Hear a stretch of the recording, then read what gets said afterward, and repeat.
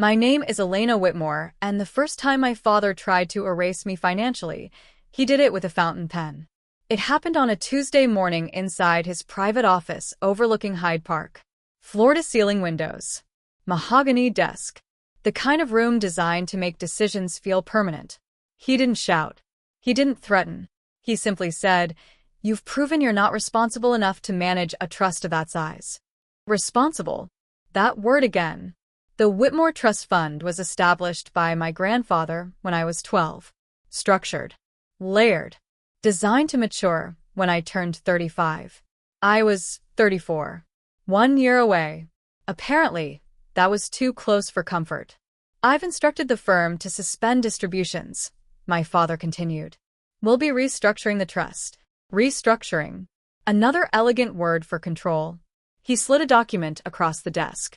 Termination of beneficiary authority. He expected tears. Panic. Negotiation. Instead, I read the final page carefully. Because my father had always believed I was emotional. What he forgot was that I read contracts faster than he did. And there was one line missing. One signature. A signature that didn't belong to him. The Whitmore Trust wasn't simple. It was structured as an irrevocable discretionary trust under British law, with layered oversight built in by my grandfather, who, unlike my father, distrusted concentration of power. There were 3 required signatures for any structural amendment: the acting trustee, the legal executor, and the secondary beneficiary representative. My father was the acting trustee. He assumed that meant authority. It didn't. The executor was a London-based fiduciary firm. And the secondary beneficiary representative? That was my Aunt Catherine, my grandfather's sister, a retired solicitor who despised shortcuts. My father knew this. He just assumed she would comply. The document he slid across the desk had 2 signatures. His. And the fiduciary officer's. The 3rd line remained blank. "Catherine hasn't signed yet," I said calmly. "She will," he replied. Confidence. Not confirmation. That distinction mattered. "You've already informed the bank to freeze my scheduled release?" I asked. "Yes."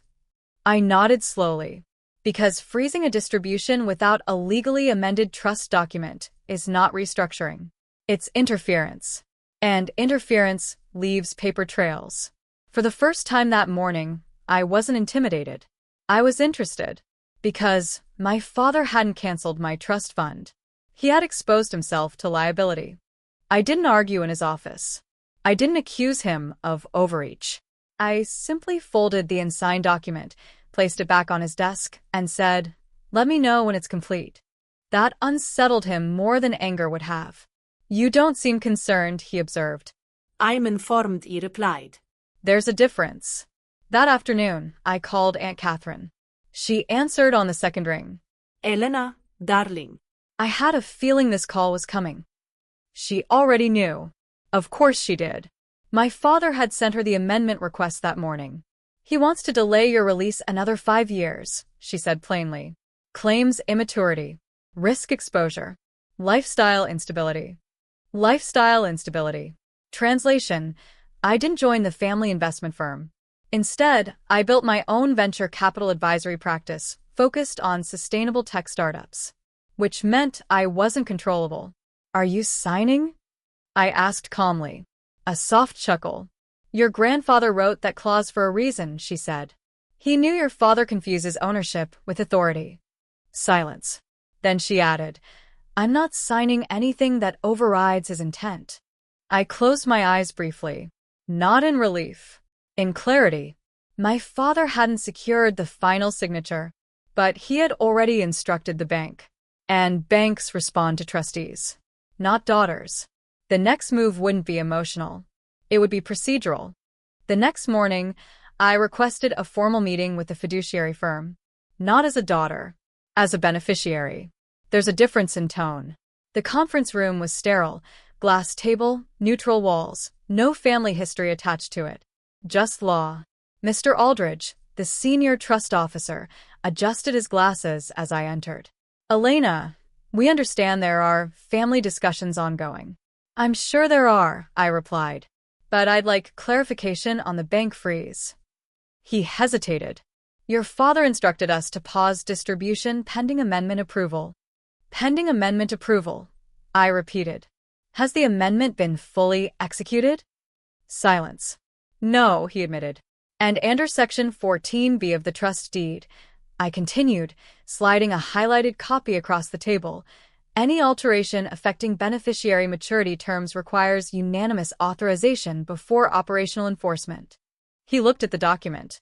Then at me. You've reviewed the deed carefully. Yes, I said evenly. I always do. The room shifted subtly. This wasn't a family dispute. It was fiduciary exposure. If funds were frozen prematurely, I added calmly, that constitutes procedural breach. The word breach carries weight in rooms like this. Mr. Aldridge straightened in his chair. We'll need to reassess immediately. Good. Because my father hadn't forgotten one signature. He'd forgotten something more important. The beneficiary wasn't passive. 2 days later, the freeze was lifted. Quietly. No announcement. No apology. Just a formal email. Administrative hold reversed pending proper amendment execution. My father called within an hour. You went to the firm? He asked, voice controlled. I review my position, I replied. You're escalating this unnecessarily. No, I said calmly. You initiated it unnecessarily. Silence. Then he tried a different angle. Elena, the market isn't stable. Releasing that capital now would be irresponsible. There it was. Coarser and dressed as control. The trust matures in 11 months. I reminded him. You're not protecting me. You're delaying autonomy. He exhaled sharply. You don't understand the scale of what you're inheriting. I understand it perfectly, I said. That's why I've structured my own firm independently. That irritated him. Because independence reduces leverage. You're making this adversarial, he said. No, irraplia. I'm making it contractual. Contracts don't respond to hierarchy. They respond to compliance. And compliance had just shifted in my favor. But something in his tone told me this wasn't over. He hadn't lost control. He'd been blocked. And men like my father don't retreat. They regroup. 3 weeks later, the regrouping began. An email arrived from the fiduciary firm requesting a performance review of the trust's asset allocation. Unusual timing. Even more unusual? The suggested external consultant. A firm closely tied to my father's investment group. I requested the consultant's disclosure documents. Conflict of interest. Partial equity crossover. Advisory overlap. Subtle, but traceable. He wasn't trying to cancel the trust anymore. He was trying to reposition its management, quietly shifting influence back under his orbit before maturity. I called Aunt Catherine again. He's persistent, she said dryly. He's strategic, I corrected. There's a difference. He forgets, she added thoughtfully, that your grandfather built the trust to outlast pressure. Outlast. That word stayed with me. The trust wasn't a gift. It was a firewall, designed to protect the beneficiary from exactly this scenario. The next board-style review meeting was scheduled at the fiduciary office. This time, I didn't attend as a daughter defending access. I attended as a future principal reviewing governance. When the consultant began outlining optimization adjustments, I asked one question. Under what clause does discretionary advisory override beneficiary transparency? He paused. Because it doesn't. And the room knew it. The consultant cleared his throat. Well, transparency is of course important, he said carefully, but strategic alignment with family investment goals is not codified in the trust deed. I interrupted calmly. Silence. The fiduciary officers exchanged a glance. I opened the original trust binder, leather-bound, my grandfather's handwriting visible in the margins. Clause 22, I read aloud. The trust shall remain insulated from operational influence of any individual beneficiary's direct descendants. Direct descendants. That was deliberate language. My father wasn't just excluded emotionally. He was structurally excluded. The consultant leaned back slightly. I was unaware of that clause. That's concerning, I replied evenly. Because in fiduciary settings, Ignorance is expensive. The meeting adjourned without approval of the advisory shift. Afterward, Mr. Aldridge approached me privately. "You're exceptionally prepared," he said. "I was raised by a man who valued documentation," I answered. I didn't add that the man wasn't my father. It was my grandfather. That afternoon, my father sent a single message. "You're turning this into a battle." I stared at it for a long time. Then replied, No. "I'm honoring the design." And designs built on integrity are hard to dismantle. The maturity date arrived 11 months later. No fireworks. No dramatic transfer. Just a formal notice from the fiduciary firm. Trust distribution authorized per original schedule. The capital moved into my designated holding structure exactly as my grandfather intended. Transparent. Clean. Uninterrupted. My father didn't attend the final sign-off meeting, but he did request a private conversation the following week. We met in the same office overlooking Hyde Park where this began. Same desk. Same pen. Different leverage. "You've proven your point," he said carefully. "It wasn't about proving anything," I replied. He studied me. "You could have aligned with the firm. Strengthen the family portfolio." "I built my own," I said calmly. "Without restructuring your authority." The air between us felt thinner than it had a year ago. He finally asked the question beneath all the legal maneuvering. "Why didn't you trust me?" I held his gaze. "Because you confuse control with protection." That landed harder than any contract clause. He didn't argue. For the first time, he didn't attempt to reframe. And in that silence, something subtle shifted. He hadn't lost the trust fund. He had lost influence over it. 6 months after maturity, my advisory firm closed its largest funding round to date. Not because of the trust, because of performance. The capital from the trust wasn't spent recklessly. It was allocated into long-horizon, climate-tech infrastructure, measured, diversified, independently audited. The irony wasn't lost on me. My father had tried to delay the release, citing instability. Meanwhile, my firm was building stability in emerging markets he didn't understand.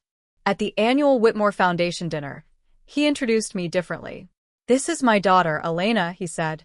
No qualifiers. No disclaimers. "She runs a disciplined investment practice." Disciplined. That word used to describe him. Now it described me. Later that evening, Aunt Catherine squeezed my arm. "Your grandfather would have approved." That meant more than any apology. Because this was never about winning against my father. It was about protecting intention. The trust wasn't a prize. It was a test. Of patience. Of documentation. Of independence under pressure. And the only reason it worked was simple. He forgot one signature. But I remembered every clause. A year after the trust matured, I walked past Hyde Park on a quiet autumn morning.